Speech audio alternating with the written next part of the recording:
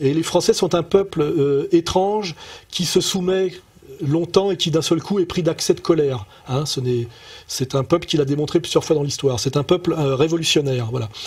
Et donc, je fais remarquer à certains imbéciles que je les mettais déjà en garde d'abus déjà il y a 10 ans, et que là on est très très au-delà de l'abus aujourd'hui. Et surtout, je tends la main, non pas aux élites de cette communauté, qui sont des salopards apatrides et qui n'en ont rien à foutre de la France, et y compris de leur propre base, mais à la base de cette communauté. Il y a de quoi en France faire largement quoi faire dans nos valeurs et notre histoire, une réconciliation nationale. Tenter la manipulation et la guerre civile se retournera en dernière instance contre le petit peuple de cette communauté, comme ça l'a toujours été. J'appelle à la solidarité le petit peuple de cette communauté pour dire non à leurs instances dirigeantes, qui d'ailleurs souvent se sont auto-mandatées, et qui sont d'ailleurs ultra minoritaires statistiquement, et j'appelle cette communauté à échapper à la solidarité tribale pour accéder finalement à l'intelligence authentique de leurs intérêts bien compris, et à rejoindre mon combat, comme le font d'ailleurs de plus en plus de jeunes, comme on peut le vérifier d'ailleurs par la lecture d'une ou deux lettres. On le fera à la fin, voilà. Elie Wiesel, bonsoir. Bonsoir. Ça va? Oui, pour l'instant. Alors Elie Wiesel, témoin et survivant de l'Holocauste, défenseur infatigable des droits de l'homme, et votre humanisme vous a valu en 1986 le prix Nobel de la paix.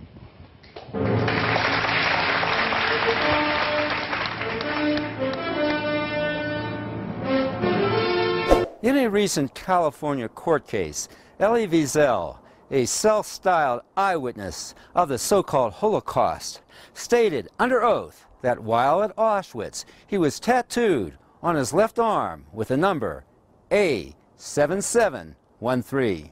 Wiesel added that his father's tattoo number was A7712. But, according to a former prisoner at Auschwitz, Hungarian Jew Miklos Gruner, who was at the camp the same time claimed by Elie Wiesel, the number A7713 was assigned to a very different person, Gruner's friend, a Lazar Wiesel, not Elie Wiesel.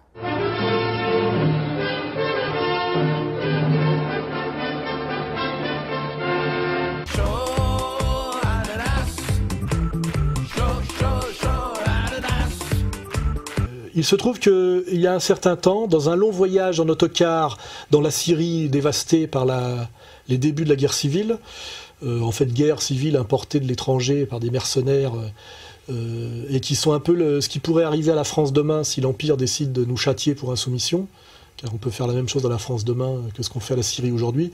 Lors de ce voyage en car pénible, car il faisait très chaud, il y avait même un peu de danger, entre Damas et Alep, j'ai eu le loisir de discuter avec un historien palestinien qui s'est spécialisé depuis des années sur les fausses, comment dirais-je, les faux survivants de l'Holocauste, hein, qui est un sujet houleux, dangereux, mais qui mérite qu'on se pense dessus, parce qu'il est symptomatique de quelque chose. Et surtout, j'ai vu récemment que sur Internet circulait notamment est sorti un livre aux États-Unis très précise qui tenterait à démontrer par les faits et des témoignages qu'Elie Wiesel est un faussaire intégral, qu'il n'est pas le Wiesel qui a passé des années dans les camps, qu'il n'a pas l'âge pour être ce Wiesel-là, qu'il ne parle pas hongrois et qu'il n'a même pas de tatouage sur le bras. Let's take a close look at Elie Wiesel's left arm, and while we're at it, at his right arm as well. Evidently, no sign of an imprinted tattoo can be seen. Second, Gruner, who in his book, Identity Theft, sets out to prove that Elie Wiesel is a fraud, received a letter from the Auschwitz Museum in October of 2003 affirming that the number A7713, claimed by Elie Wiesel as his, was indeed, in fact, assigned to Gruner's friend, Lazar Wiesel, recorded as being born on September 4th, 1913, not September 30th, 1928, the birth date of Elie Wiesel. Et c'est assez grave parce que Elie Wiesel a eu le prix Nobel de la paix et est censé incarner la mémoire de la Shoah. Or, d'après les compagnons de déportation juifs des frères Wiesel, qui ont rencontré Wiesel, je crois, on mettra les liens au Danemark, ils disent bien, et ce sont des juifs déportés, hein, que ce Wiesel-là, ils ne l'ont jamais vu nulle part, qu'il ne parle pas un mot de hongrois, donc il semblerait... On sait déjà que La Nuit, le livre de Wiesel, est un tissu de mensonges et d'approximations, qui a été sans doute repris d'un autre livre, avec la complicité des éditions de Minuit, mais c'est assez gravissime de pouvoir penser qu'un type qui représente la mémoire de la Shoah, qui est prix Nobel de la paix, et qui donne des leçons de morale à la terre entière, serait tout simplement un usurpateur intégral, et un mythomane intégral, couvert d'ailleurs sans doute par les plus hautes instances, qui sans doute le savent. Voilà. Donc je vais inviter les gens à se renseigner sur ce sujet. Je remarque d'ailleurs que Wiesel n'a jamais contesté ces contestations-là. C'est un peu le silence qui se fait sur ces sujets très dangereux. Et nous allons offrir sur Internet le matériel qui permet de vérifier que ce que je dis est sans doute vrai. In January 1945, the Auschwitz prisoners, which included Miklos Gruner and his friend Lazar Wiesel, were transferred to Buchenwald. Liberated by the Americans that spring, a photo was taken by a U.S. soldier that was later entitled "Crowded Bunks in the Prison Camp at Buchenwald."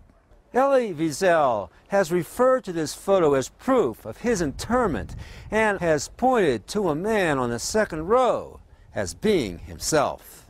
Again, Gruner says no, noting that the man Wiesel claims to be himself was a man in his 30s and not a boy of 16, the age Elie Wiesel would have been at the time. Upon meeting Elie Wiesel, Gruner said afterward, "I was stunned to see a man I didn't recognize at all. He was certainly not my friend and fellow prisoner." Gruner also recalled that he was surprised that Wiesel could not speak Hungarian, but spoke English with a strong French accent, even though Elie Wiesel claims that he grew up in Szeged, Hungary. Et je le dis, en dernière instance, je ne fais que relayer les affirmations péremptoires qui ont donné même lieu à un livre et à des conférences de juifs déportés qui ont fréquenté les deux frères Wiesel dans les camps et qui disent que Elie Wiesel n'est pas un des frères Wiesel et qu'il ment intégralement sur son passé, sur sa nationalité, sur sa date de naissance et sur ses persécutions. Voilà. C'est un sujet qui est intéressant à creuser. Voilà. Parce que certains ont mis en doute le passé résistant de ma famille. L'espèce de morpion sur lequel j'étais assis tout à l'heure et qui me lance des défis et qui prétend être un homme de vérité, je lui lance un défi à lui. Ose, petite merde, travailler comme tu le fais sur moi sur le passé d'Elie Wiesel, son œuvre et ses contradictions. Vas-y, ose le faire. Et après, tu pourras regagner la communauté des humains et la communauté des honnêtes gens. Pour l'instant, tu n'es qu'un petit militant minable. Voilà. U.S. Ambassador to Libya Christopher Stevens was reported by a news agency Reuters as the U.S. national who has been killed on the attack on the U.S. consulate in Libya. Now, as far as America is concerned, they've confirmed that it is U.S. Ambassador Christopher Stevens who has been killed in that attack in Benghazi. I knew Ambassador Stevens. I met him with Hillary Clinton, Secretary of State.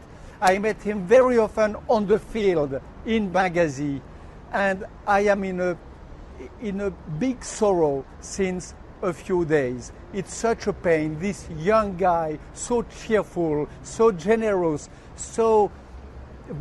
he was the embodiment of the values of the best of America, and his death is a terrible loss for all of us, and a loss for Libya, and a loss for Libya.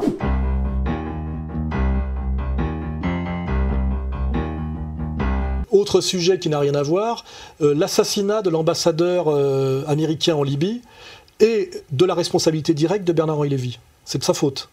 Il porte le sang de cet homme qui en plus était un arabophile, plutôt c'était d'ailleurs un WASP, hein, c'était un WASP arabophile, et qui a été assassiné, sodomisé, massacré, etc., par les gens que Bernard-Henri Lévy a mis au pouvoir. Donc il faudrait demander des comptes à Bernard-Henri Lévy.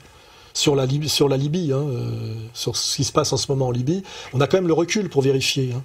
Je rappelle que Bernard-Henri Lévy est un mythomane d'à peu près du même niveau que celui que je viens de citer avant, puisqu'il prétend avoir été l'ami de, comment dirais-je, du lion du Penchir. Le commandant Massoud ne scrutera plus les montagnes du Penchir. Cette région du nord-est de l'Afghanistan était devenue son fief.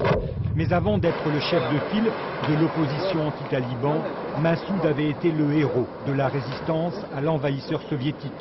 On a démonté quand même un paquet d'impostures. Enfin, Massoud, qui est un truc